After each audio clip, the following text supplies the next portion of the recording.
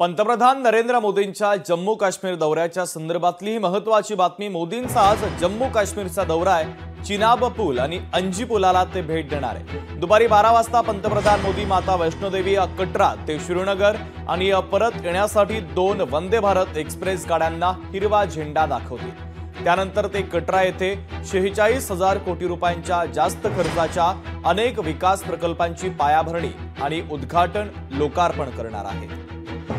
तर पंतप्रधान मोदींच्या जम्मू काश्मीर दौऱ्याच्या संदर्भातली ही महत्त्वाची अपडेट आपण पाहतोय। दुपारी 12 वाजता पंतप्रधान नरेंद्र मोदी माता वैष्णोदेवी कटरा ते श्रीनगर आणि परत येण्यासाठी 2 वंदे भारत एक्सप्रेस गाड्यांना हिरवा झेंडा दाखवतील। यासोबतच विविध प्रकल्पांची पायाभरणी आणि अनेक विकास कामांचं लोकार्पण देखील आज पंतप्रधान मोदींच्या हस्ते जम्मू काश्मीरमध्ये पार पडतंय।